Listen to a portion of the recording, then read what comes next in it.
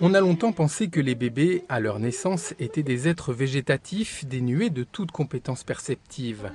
Voient-ils les couleurs? Reconnaissent-ils la voix de leur mère? Sont-ils sensibles aux goûts et aux odeurs?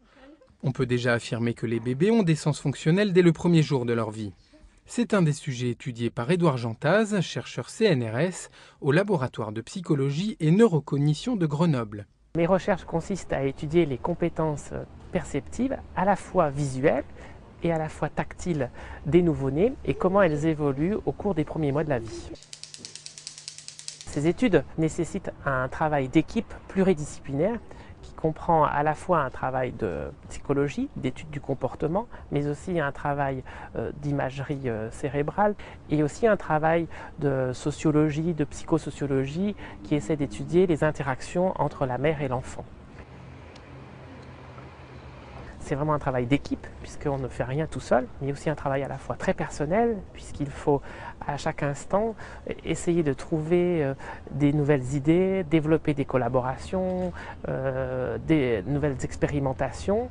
Grâce à ce travail en commun, on peut diffuser et produire des nouvelles connaissances qui permettent de mieux comprendre l'être humain et comment il se développe, et améliorer la représentation, changer la représentation qu'ont les parents de leurs propres enfants et de leurs compétences en particulier.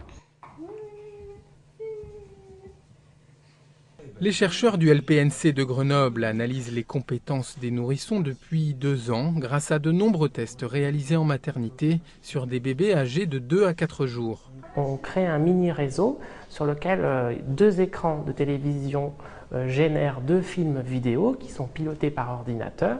Au milieu de ces 2 écrans, il y a un petit cache sur lequel il y a une caméra vidéo qui enregistre le regard des bébés pendant l'expérimentation.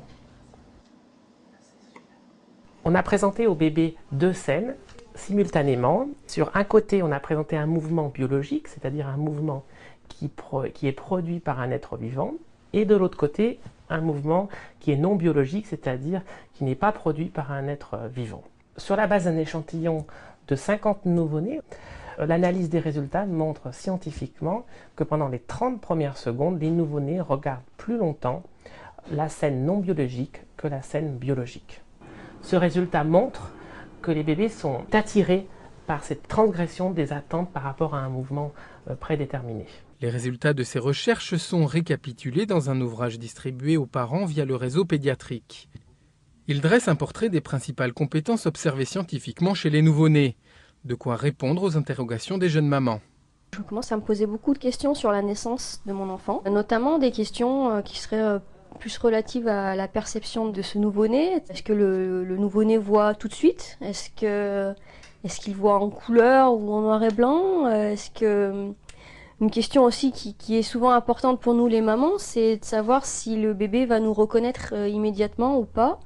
Et s'il nous reconnaît, c'est grâce à quel sens en fait? On a tellement de choses à penser en fait pendant la grossesse et des choses à demander sur la santé de l'enfant, etc. qu'on ne pense pas forcément à poser ce genre de questions qui pourtant sont très importantes pour nous et donc on reste assez dans le vague. Au niveau scientifique, ces recherches améliorent notre compréhension de l'être humain à sa naissance. Elles modifient notre perception des capacités des bébés à communiquer. Dans nos sociétés où la pression sociale pour la réussite est très importante, les chercheurs nous alertent également sur les dangers de la surstimulation.